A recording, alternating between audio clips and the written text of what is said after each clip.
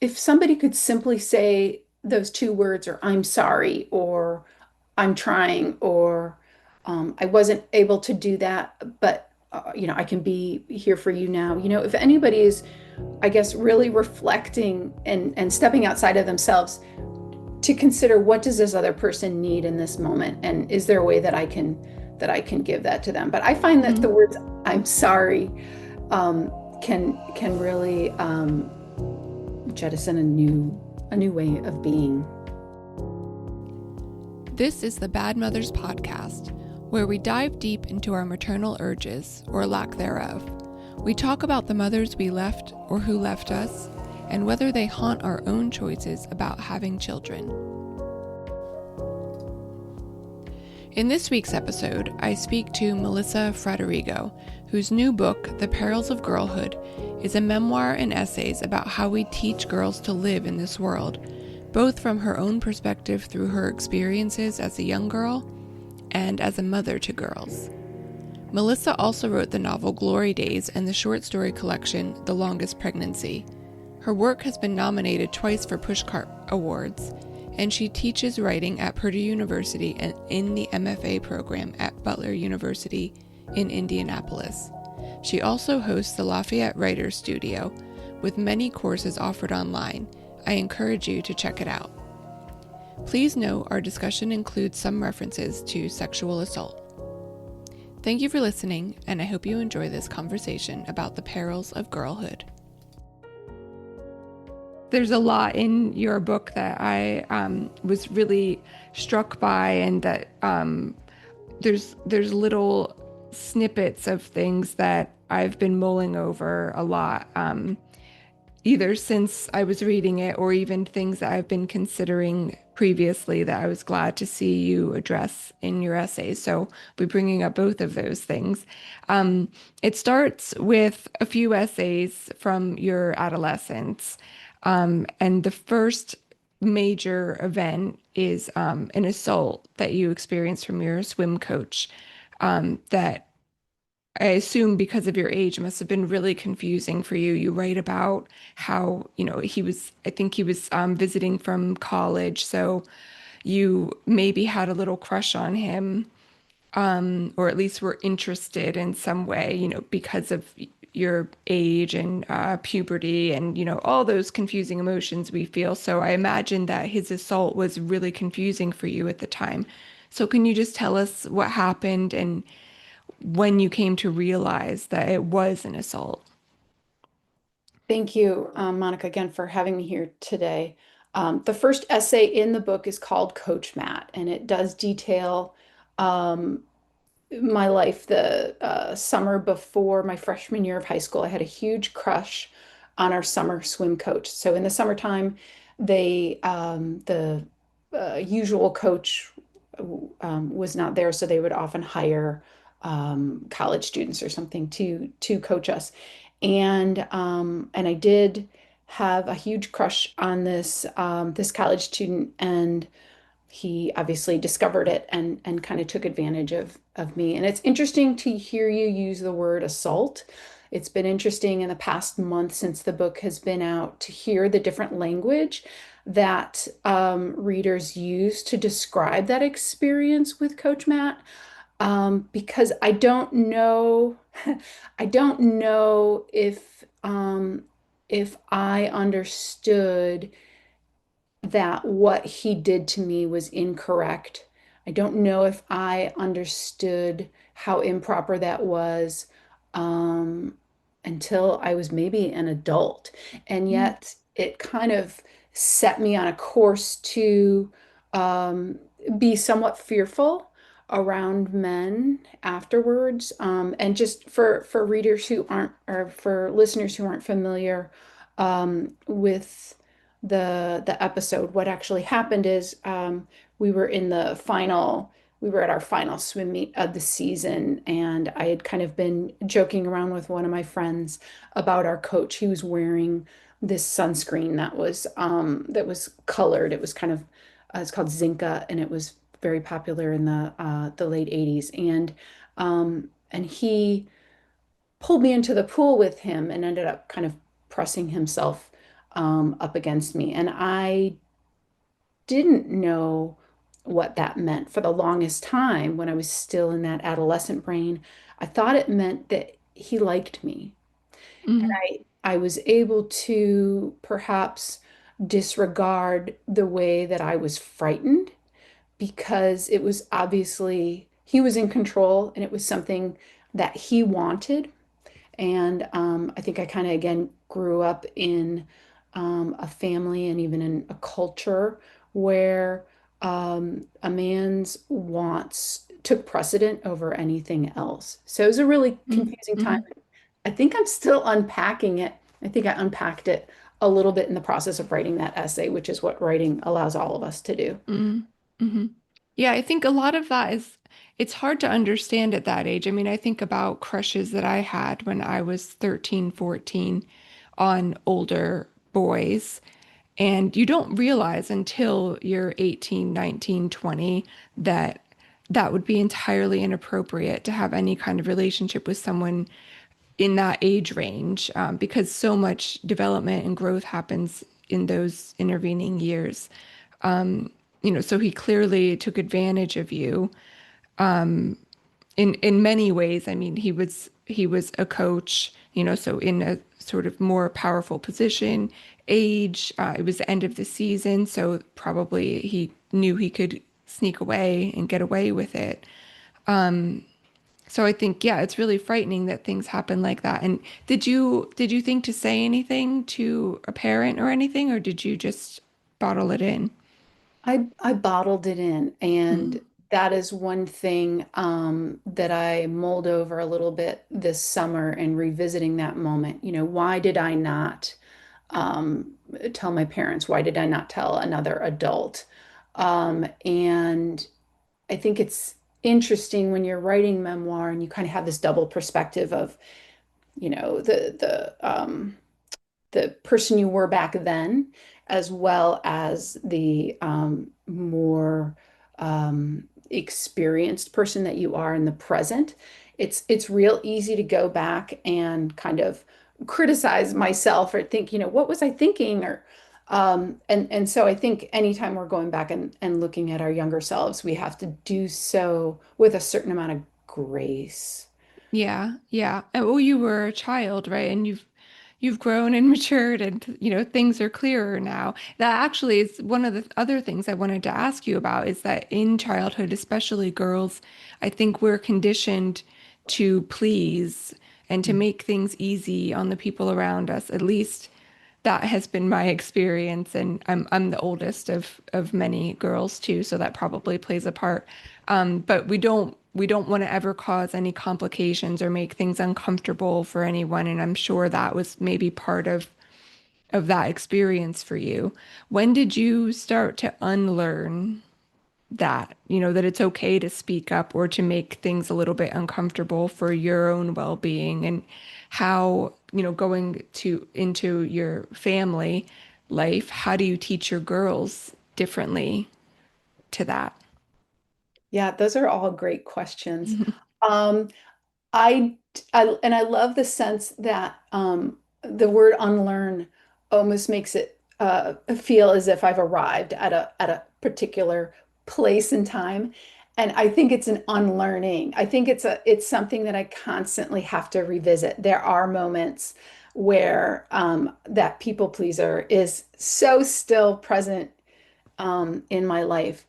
In terms of when I started to question that, I think it was through writing that I was able to start to maybe um, value myself a little bit more, value my own particular way of living in the world and my talents and how I wanted to spend my life versus doing what other people wanted for me or what they thought was appropriate. I actually started out as a nursing major. I had no interest in being a nurse, but it was what my parents thought that I should do. And throughout that time, I always wanted to write. And so I think by kind of paying attention to the world around me. And once I went away to college and had a little bit more separation from my family, a family that maybe is a little bit more science oriented than arts focused. By having that separation, I was able to get to know myself in a different way, and start to consider again, what's really going on here. I can remember there was a guy I was friends with in college. And I remember encountering him a couple times on campus, and he was coming at me from the other direction. And he'd say, "Smile, it's not that bad." And he wasn't the only one that said that. But just starting to realize that my body and my livelihood and all of those things were within my control, and wasn't something that others needed to comment on, or certainly I needed to tend to that. I didn't need to smile to Hmm. show that other person that I was happy.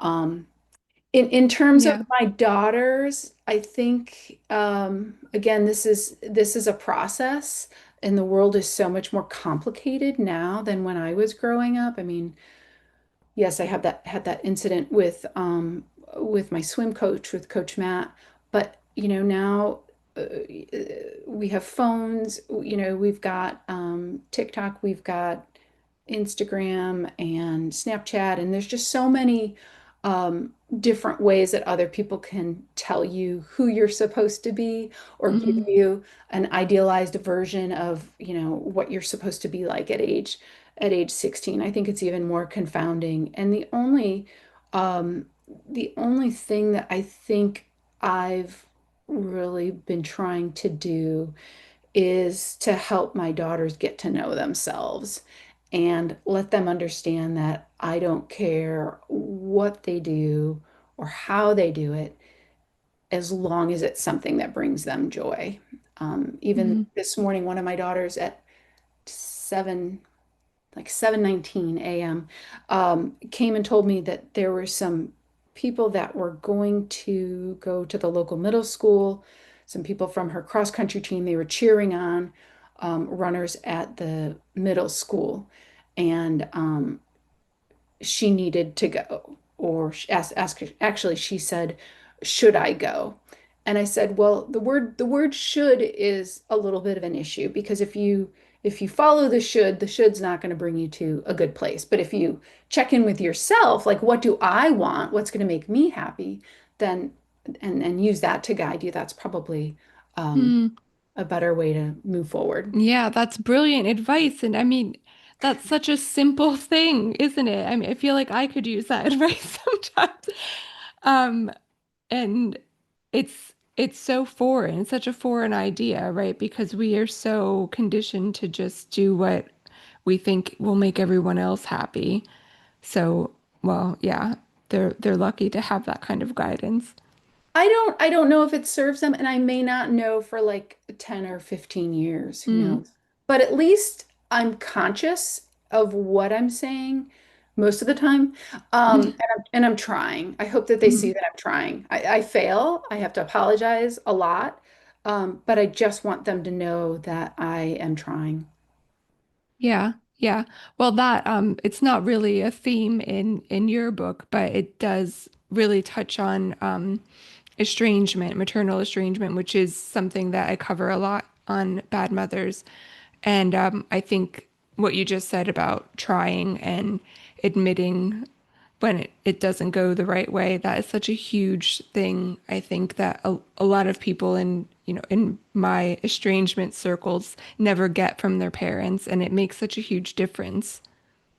Yeah, I mean, if somebody could simply say those two words, or "I'm sorry," or "I'm trying," or "I wasn't able to do that, but I can be here for you now." If anybody is, I guess, really reflecting and stepping outside of themselves, to consider what does this other person need in this moment, and is there a way that I can give that to them. But I find that the Mhm. words "I'm sorry" can really jettison a new way of being.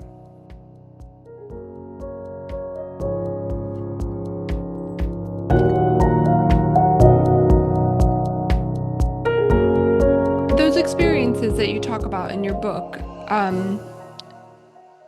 how do you think those shaped you as an adult? Are there behaviors that you attach to those experiences that you know, that you think made contributed to who you are now? And I'm thinking in particular of some of the anxieties that you write about as a mother looking out for your daughters, and if some of the bad experiences of your childhood, like with Coach Matt, if that is sort of playing in your mind as you think about their safety. Yeah, for sure. And that's something that I have to check in with because I think there's one thing to write about traumatic experiences, and it's an altogether different thing to write about them when your children are the same age now that you were when some of these traumatic things Mm, occurred. So I have to routinely check in with myself and make sure that what is taking place in the moment is indeed something that's present versus something that I'm bringing in from the past in my own mm, mental state. And um, I think that I am probably a little bit more of an anxious mom. I am a little bit more aware of the bad things that can happen, the traumatic things. I think one of the middle essays, the Perils of Girlhood, which is the title piece, is kind of a braided essay, and it brings together in 2017 two teenage girls that were murdered on a day off school that they just went for a hike, and they were this is about 30 miles from where I currently live. So it's an essay that brings together that true event about Liberty and Abigail, as well as my experiences growing up in 80 and this fear of stranger danger that occurred after Adam Walsh was abducted. mm, And then lastly, the thread of my own daughters and helping watching them on the cusp of adolescence and trying to help them navigate their lives while also realizing that their experiences are going to be theirs. They aren't necessarily my own. So hmm. Yeah, and I think it's in that essay that you explain an event where you sort of scold them, like you need to pay attention to what's going on around you, right? And that that's so familiar to me. My dad was a cop, so I got lessons all the time. yes, And it I have such a conflicted feelings around that now because obviously it's important. I needed to learn those things. We need to teach, especially girls, those things as they're growing up. But now looking back on it, I'm almost angry that nobody said, you shouldn't have to learn this, but you do. It's not fair that you need to be aware of your surroundings all the time, but you do. It's not fair that you can't put your drink down in a bar because a bad guy might take advantage of you, but you hmm do need to learn this. I was just taught this is your responsibility, right? Not that it's unfair. And so I'm looking for that context now everywhere when I see, when I'm still I'm still being reminded those things by my dad. I'm yeah. pushing back and saying, but I shouldn't have to do this, right? Does he respond to that when you say that? Yes, yes, he agrees, but it's not his priority, which I understand. His priority is making sure nothing bad happens to me, right? That's all he thinks about. Well, I think that that's just easier, right? It's easier if we are held responsible for keeping ourselves safe versus considering, oh, well, you know what? Like, um, you know, it's it's not your fault. You know, you haven't done anything wrong. You should be able to put your drink down in a bar and not worry about somebody slipping something into it. You know, it's just easier to, I think, attach that concern in a way that ends up making women oftentimes feel like they've done something wrong. Hmm. Yeah. Yeah, exactly. That's the thing is, I guess that what carries on from that way of thinking about it is that if something bad does happen, it's, oh, well, she shouldn't have put her drink down or she shouldn't have gotten that car or, it's her fault. Right. When in reality, obviously it shouldn't be our fault. It's the person who committed the crime's fault. Absolutely. But that's not the world we live in. I'm still fighting to reframe that though. Yeah, I would love to offer something that's like, that's it. There's a period at the end of that sentence. Like that's Mm, what we should do. But this is just an ongoing process. I think if anything, at least we're by and large, even as you and I are having this conversation, we're aware of these things. And so, that does require us to be, I think, a little bit more conscious and again, consider, how we're taking information in and what we're doing with that. But the opposite, just to kind of take that responsibility isn't satisfying either. So mm. sometimes, yeah, we have to do more work, but maybe at least this work is out for us to do. Yeah, yeah. Since we're talking about dads, there were a couple of essays about your dad and how you wanted to understand him better, and I think it really paints a picture of the unfair expectations we have on men who to be tough and resilient. So has your relationship with your dad evolved? Are these things that you can talk about now, or is it still sort of, you're the daughter, he's the dad, and he's strong? I'm still the daughter. He's still the dad. His temper has definitely mellowed over time, though. I want to put that out there first. But yeah, as a child, when he did lose his temper, I did feel responsible in some way for his moods, for his behaviors.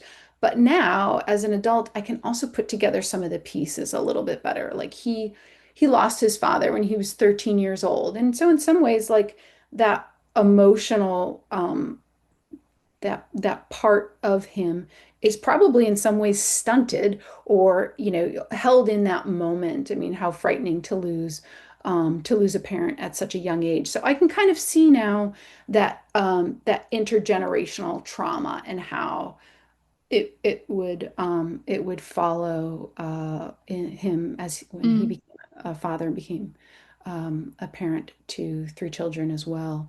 Um, I don't know that I was actually thinking about this the other day because um, I don't think he has not read the book in full. I do believe he has read that essay that you're referring to. It's called More Like Dad, and it does kind of explore my relationship with my father and how he had this temper that I tried to control, and then also how at times I've seen that temper exist in my own parenting of my daughters. And so I don't know that we have out and out had conversations um, about some of the things that took place as when I was growing up, but I'd still like to have some of those conversations. I don't know that they're going to happen. Sometimes with my dad, um, we are able to do an activity, and that activity kind of stands in for the conversation.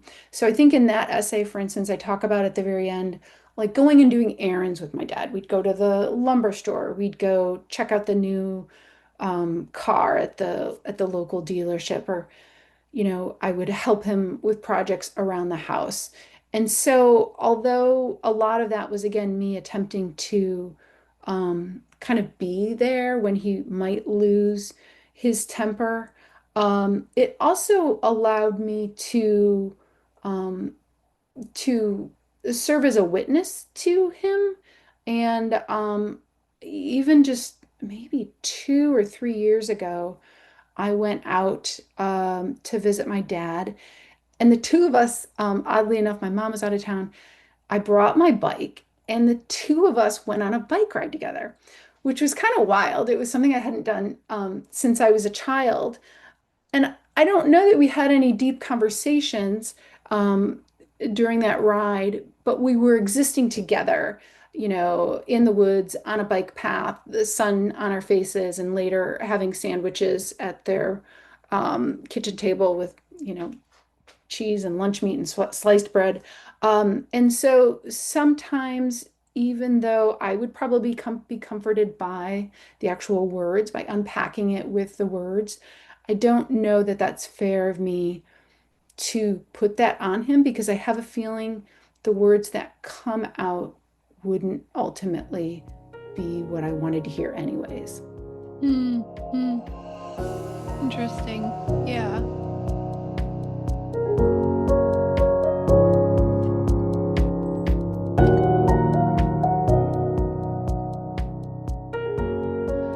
I was really interested to read the essays about your dad because I don't write very much about my dad, mostly because we have a pretty good relationship and I write about mainly about estrangement and I'm estranged from my mother. Yeah. But I did recognize a lot in what you were writing. It's like, and I just sort of expect a certain level of intimacy with my dad, and it's not a lot, I guess, is the point. He wants to know that I'm okay. He wants to hear about any problems so that he can tell me how to fix them. And and that's kind of it. That's it. Or if I have questions about the past, actually, we have our best conversations when I'm writing something about my childhood and I need his help with some of the details that I can't remember. He likes talking about those things. But yeah, that's kind of as far as we get, I guess. Yeah, yeah. And I mean, I think writing really requires you to maybe like be a good person. It Mm. sounds odd, but I mean, in some ways, like I can respect that there is a level of comfort that he holds onto, and I can respect that.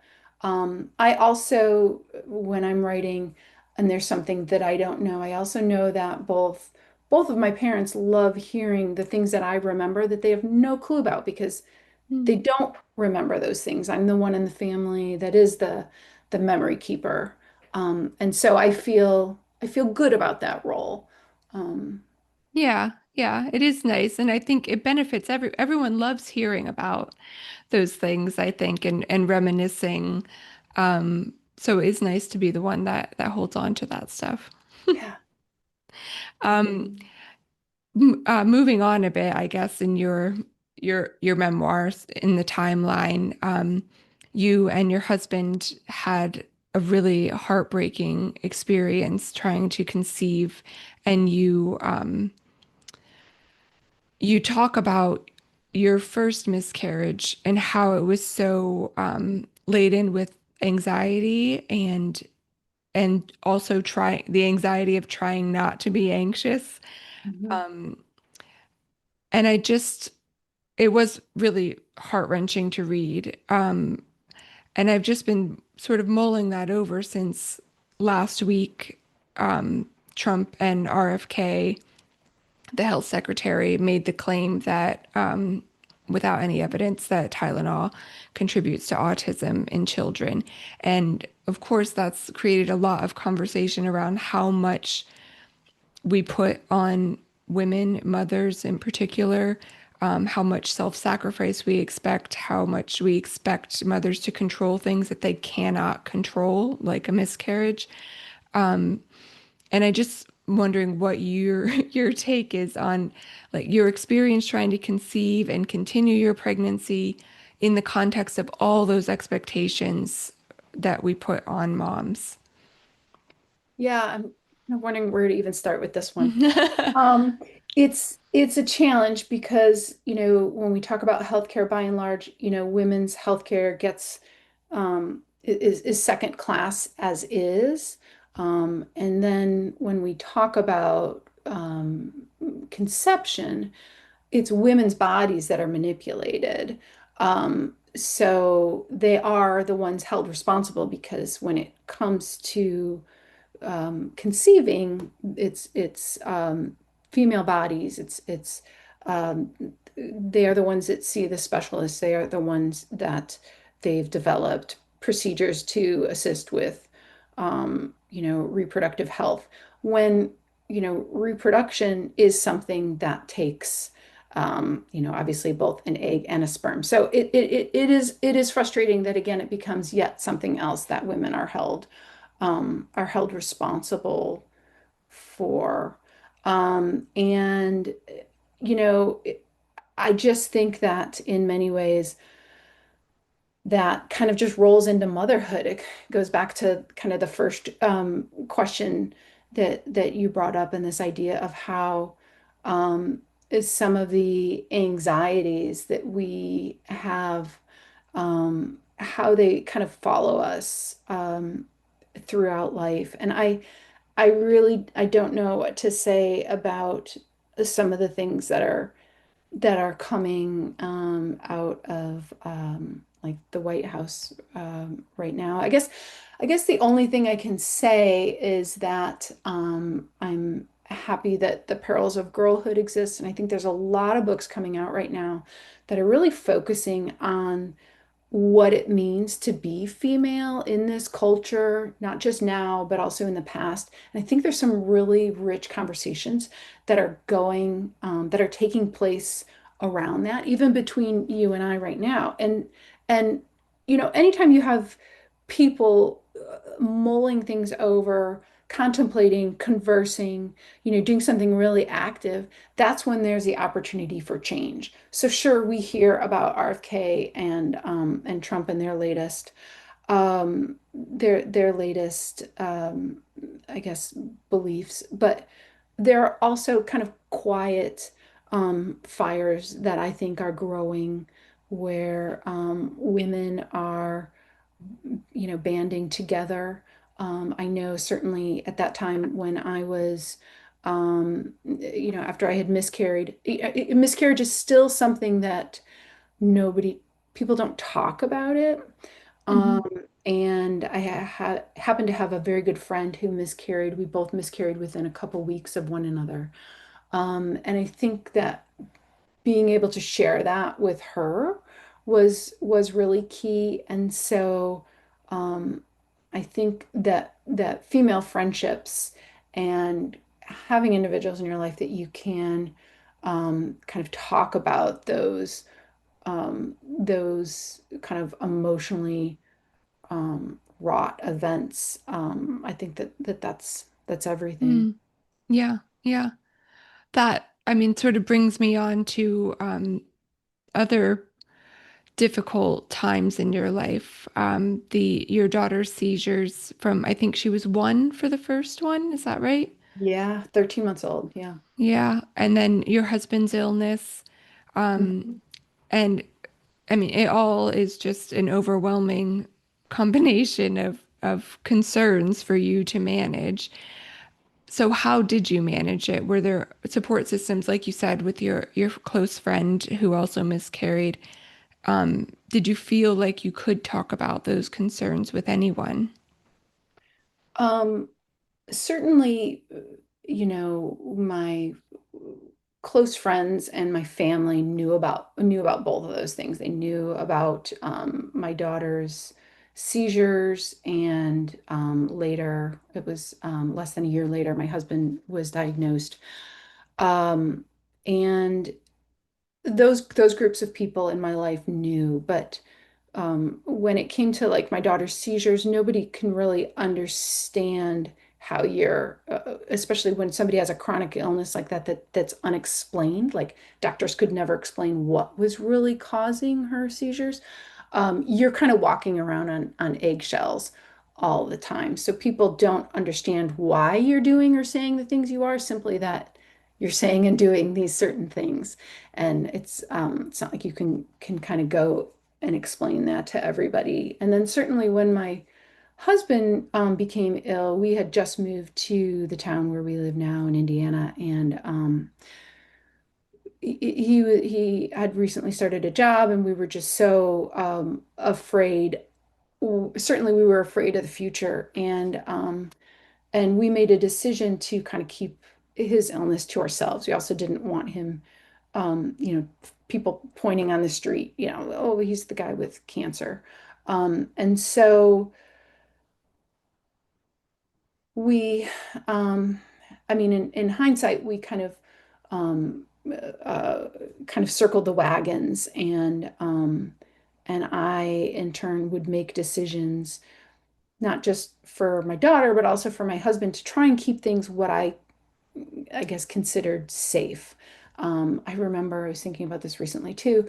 I have two siblings, a brother and sister, and each summer my parents would take the other four grandkids on some kind of like a week-long outing. Maybe they'd go to a cabin, maybe they'd go to up to Wisconsin and go to like a water park, and stay in a couple hotel rooms and stuff like that.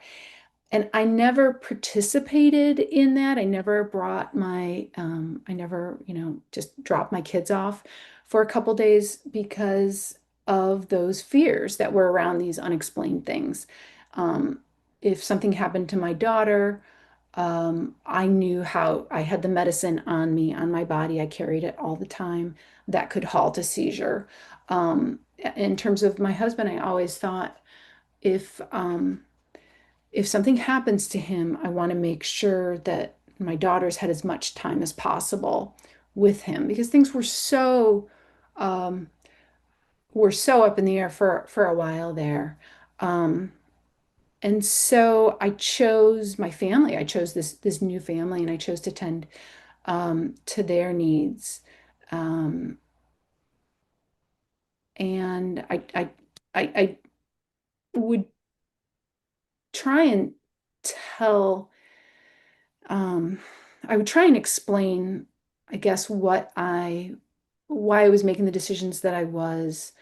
Um, but I don't know that anybody really understood. I don't know that I would have had the language to help them understand it at the time because I was too close. I was too in it for myself to even understand why I was making those decisions.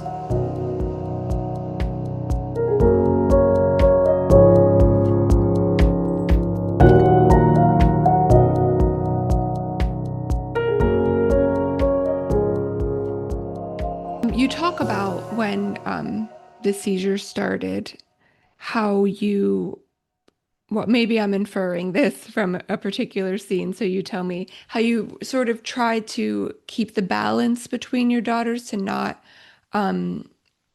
put too much attention or a lot more attention on your daughter who was having the seizures, and so that your other daughter didn't feel sort of left out or neglected, I guess. And I'm inferring that from the scene where you were trying to take one inside Yeah. and the other one was crying, and I was just, really interested in how that was something that seemed to be in the forefront of your mind, right? Alongside all these other concerns, and just trying to be a quote good mother and probably feeling like you weren't getting it right because then she had a seizure and you had to run back, and it sounds horrible trying to balance those things. And how do you manage that?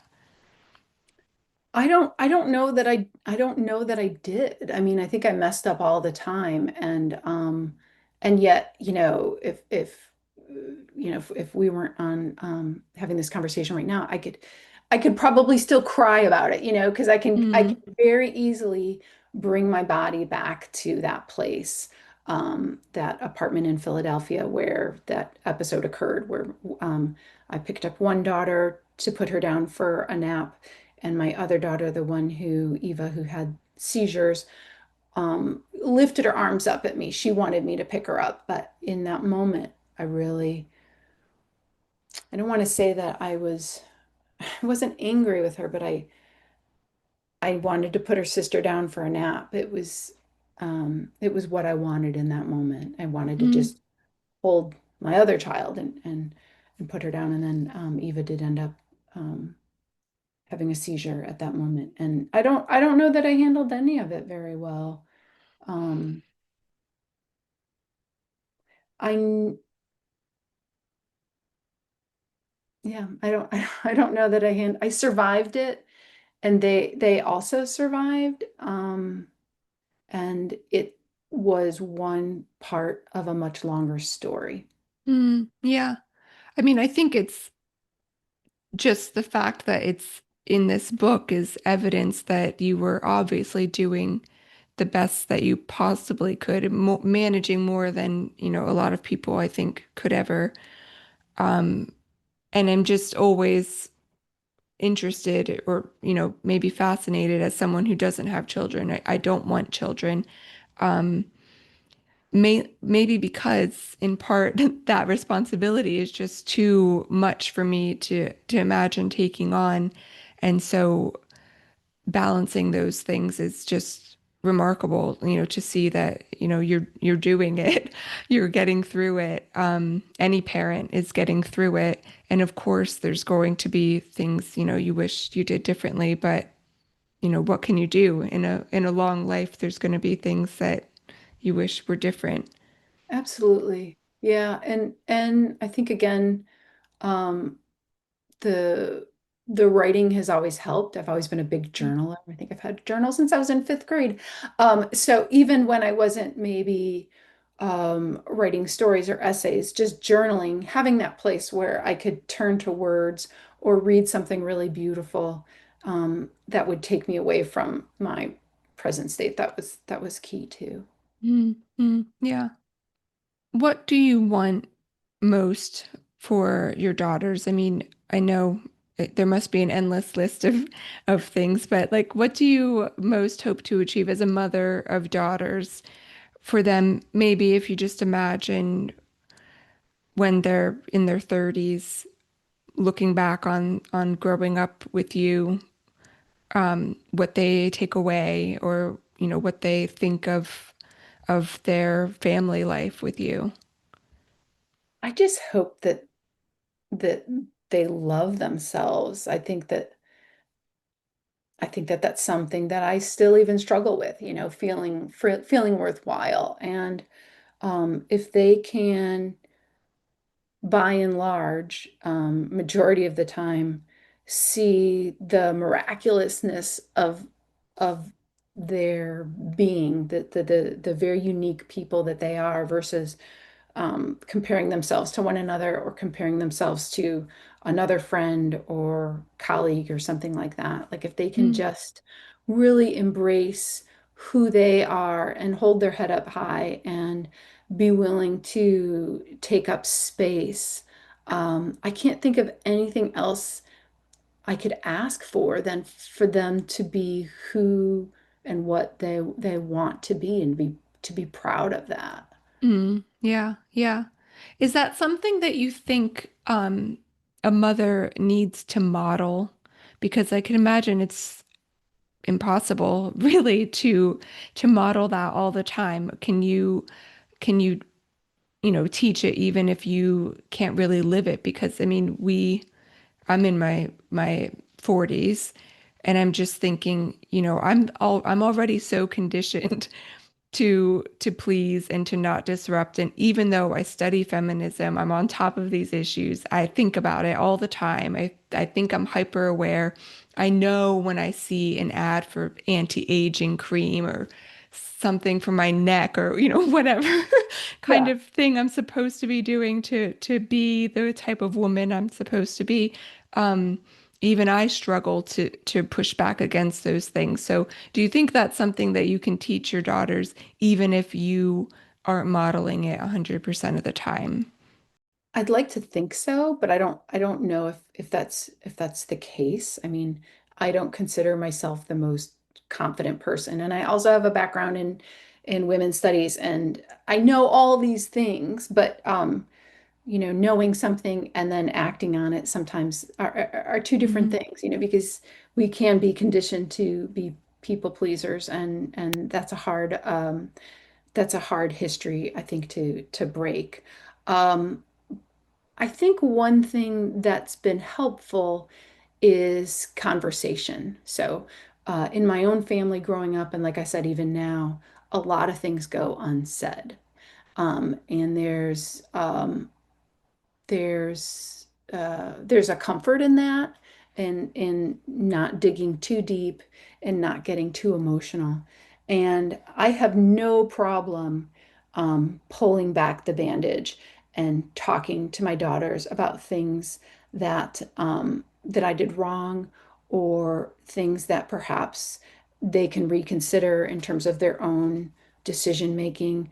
The book has compelled us to converse about things that I never talked to my mom about. I mean, before one of the essays called The Telling, before that essay it appeared in print before it came out in the book, and that details some violence that I experienced at the hand of a high school date.